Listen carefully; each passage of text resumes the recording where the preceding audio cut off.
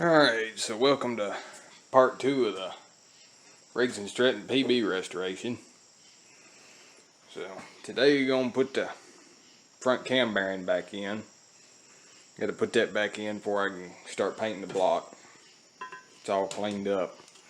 Already started getting it ready for paint. Got this taped off. The back taped up.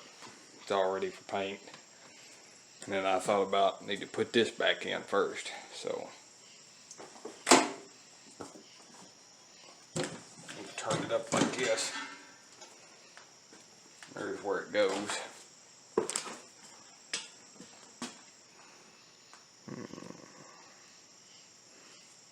So get the camera in a little closer and see about getting this cam bearing put in. Alright, so this is kind of hard to film, so I apologize for that. This is what I'm going to be using to install the bearing. It's just a piece of all thread with some washers. Ought to work pretty good. Alright, so I got it started in the hole just by hand. So now I got to get this puller in there, but before I do that I want to roll it up a little bit. Help it slide in that hole. And I've never really seen a bearing like that before. It's a Babbitt lined brass bearing. The main bearings are just brass. I don't know why the cam bearings would be like that. So let me get my puller installed and then installer installed and then I'll go. Alright, so I zoomed the camera in a little bit, so I don't think I'm going to have a very good view of this, but I'll do the best I can.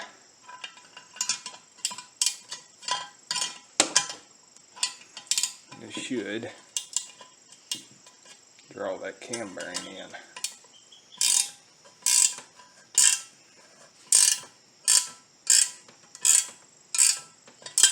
Just a second, I need to get it sitting in there straighter.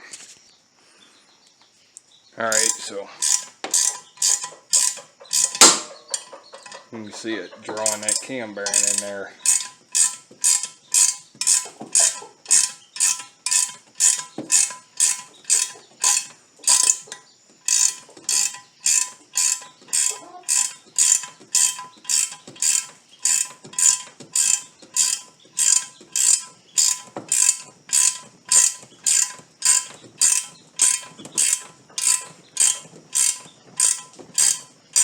Getting tighter.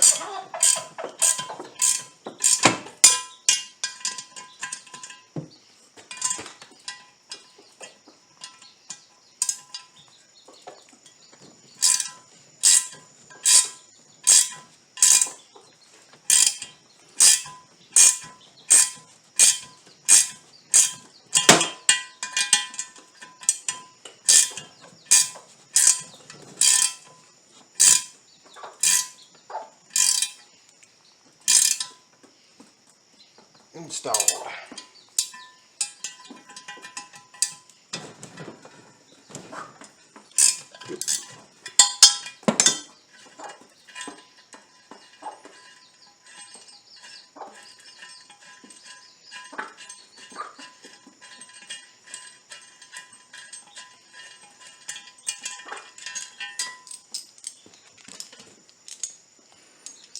Simple little homemade tool like that. Save you a whole lot of time.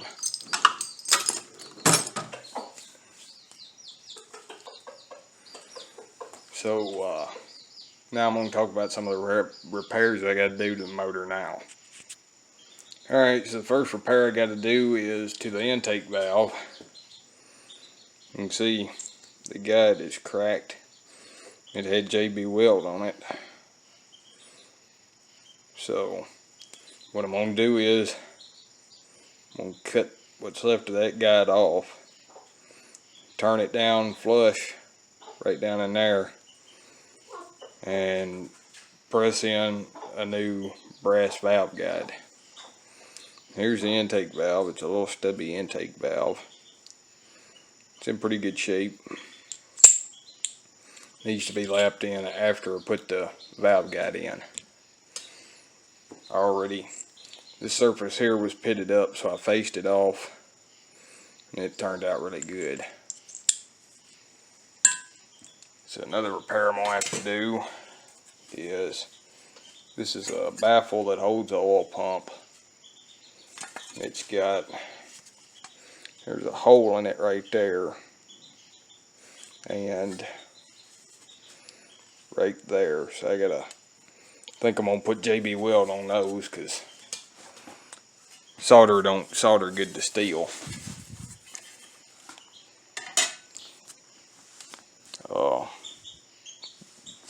I also have a new exhaust valve going to go in it. So here's the timing cover. It's got primer on it already, cleaned up. Looks nice. So here's the oil pan, already painted and cleaned. Got all that sludge out from up in there. It's nice and shiny. So block's ready to be painted. Pretty much all the outside parts except for the cylinder's ready to be painted. So gonna get that done tomorrow. So now that cam bearing's installed, there's a plug that's supposed to go in there, but it's all messed up, so I'm gonna have to get a new one. And I'm gonna finish taping this front cover off and the bottom, and get it painted up tomorrow. So see you tomorrow. Alright, so it's the next day. We're gonna start getting some stuff painted, but first I'm gonna talk a little bit about paint and the way that I do it on these old Briggs. I'm sure it's not the best way to paint stuff. There's 1,000 better ways than this, but it's just a way that a beginner could do it. So try to show somebody how to get started and still have paint look real good. So you get your block down to bare metal like this. It's bare metal, and you're gonna take a rag and best thing to use is acetone, but I ain't got none, so gonna use denatured alcohol. Not like alcohol from Walmart or something like that. Denatured alcohol, 100%. Get it on the rag and wipe the whole thing down with it. And that gets any grease or thin layer of oil or dust or anything off. So just do that. You can see it'll turn the rag black from the stuff that was just on there. So I'm going to do that and move everything outside and get started painting. Alright, so old block's been wiped down with the denatured alcohol. It's definitely got a different feel to it now, and that's what it did to the rag. So you can definitely tell it had some crud on there, and that all would have been under the paint, so you don't want that. So now I'll talk a little bit about the paint I'm going to use. So this is the primer. It's Krylon Automotive 2-in-1 primer. I like the Krylon paint. It seems to do really good. So, and then for the black, we got Krylon Fusion all-in-one paint and primer. So supposedly you don't need that, but I use it anyways. This stuff works really good. I've been using that on a lot of engines. And then for the clear coat, I got this. It's almost empty, but it's Tractor Supply brand clear coat. And I am going to use the thing that you put on top of the paint can. So I guess we'll get the camera and stuff set up outside now. Alright, so let's get the block primed up first. And usually do 2 coats of primer.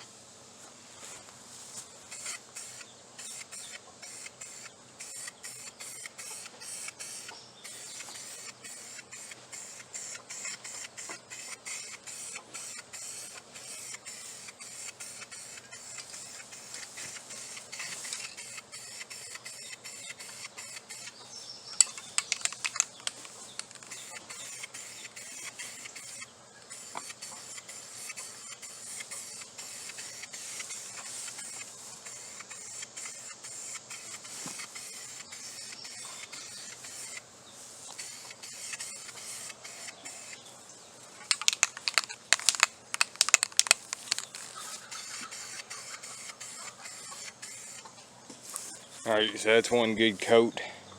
We'll let that dry. While we're doing that, let's get some of this other stuff. Alright, so I've already got one coat on the shroud, and the other 2 pieces are the piece that holds the intake on and the piece that the push rod guide. So let's get a second coat on the shroud.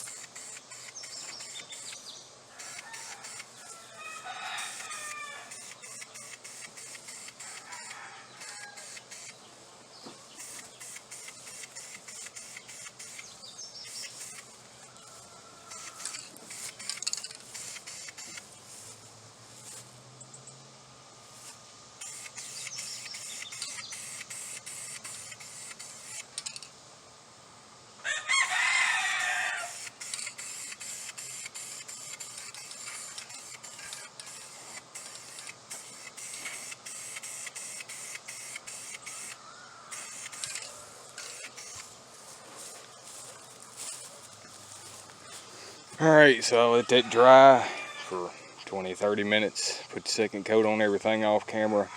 We'll come back and put the first coat of black on everything. Alright, so it's been about an hour. Got everything, second coat of primer about 30 minutes ago. All ready to put the first coat of black paint on. I usually do 3 coats of black paint. And then 2 coats of primer, or not, 2 coats of primer, 3 coats of black paint, and then 2 coats of clear.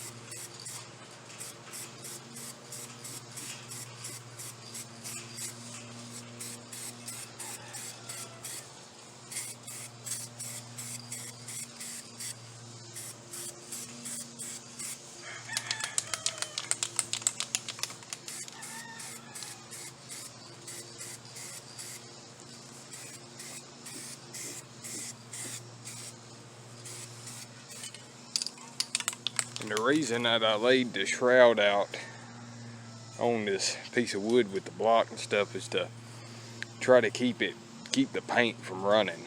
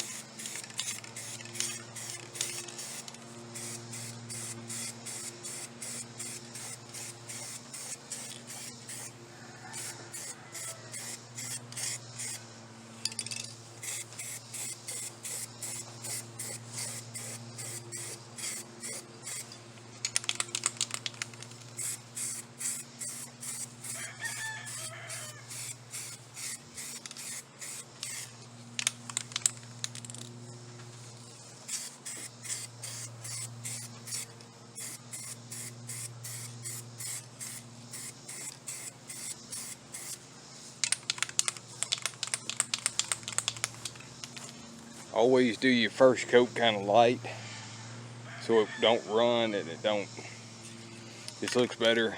Do your first coat light, a little bit heavier on the second coat, and the third coat do kind of light.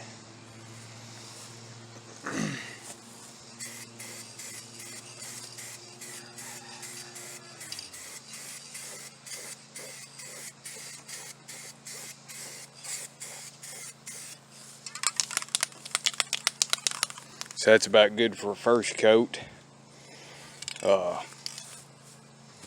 I'll probably do the second and third off camera just to make the video a little bit shorter. It's already probably getting pretty long as it is, so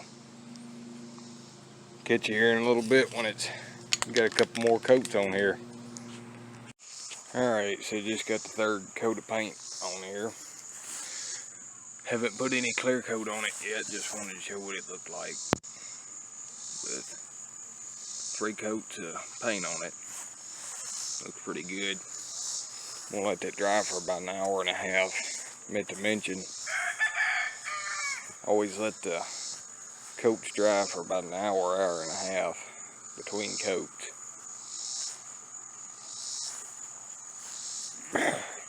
So, yeah, I'll turn the camera back on after I get some clear on it. Alright, so here's a block all finished up. All painted. Got 2 coats clear on it. And took all the tape off. Gasket surfaces are good.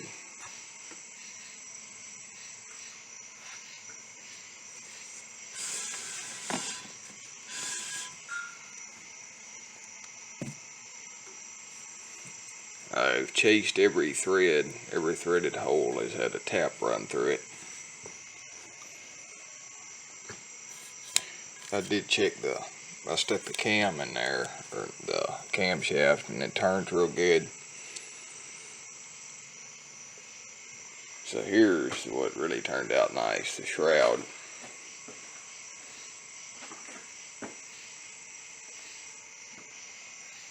I put the tag back on it.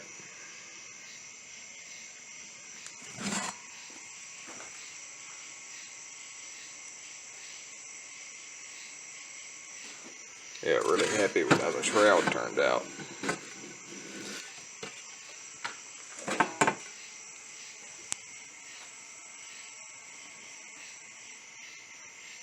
The timing cover's okay. It didn't do as great as the shroud or the block, but did alright.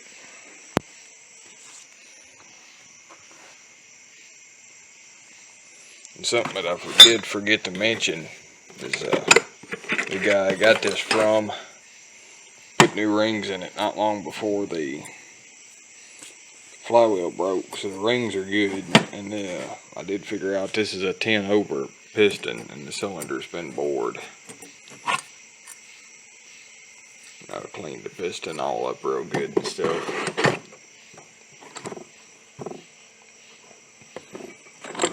Polished the crank.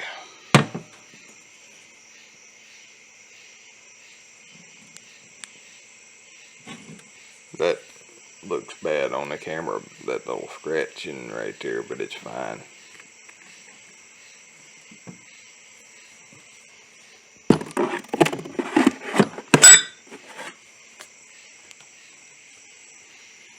But yeah, the block and the shroud turned out really good. Can't even hardly tell it had a dent in it right there. Still got to paint the cylinder, but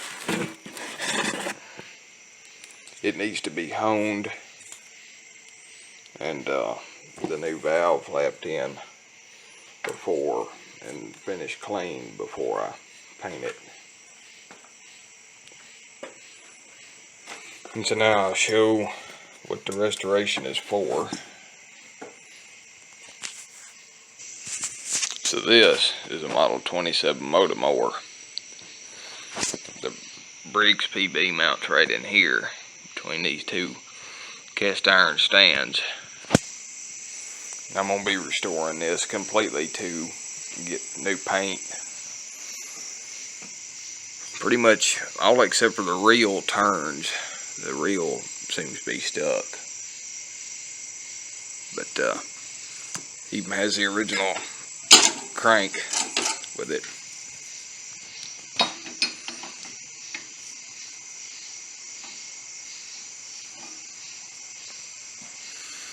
The guy I got this from down in Tennessee, he watches videos here. He had this thing since the 80s, I think he said. He replaced the rings, used it, and I guess flywheel broke and quit using it. But this thing has a slip clutch right here. And of course all the chains need to be replaced. But I need to get these brackets off because these are supposed to be black like the motor. So, and this piece that goes up and over is too. And so is the gas tank. This is just about the biggest reel mower I ever seen that wasn't commercial or something. It's 27 inches. This mower back here is 26. And then this is a regular 16-inch push reel mower. Probably three of the rarest mowers you'll see in one spot.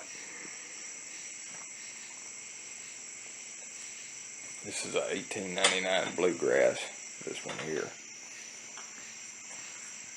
This is a 1946 Rodette Home Gardener. Which when I get finished with the motor mower, I'm going to start on that.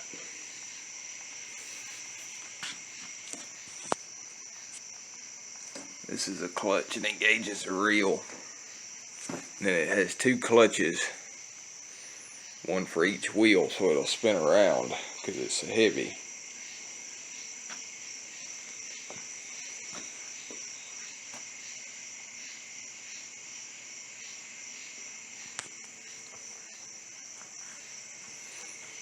So, Mr. DC, I know you're watching the videos. I really appreciate it.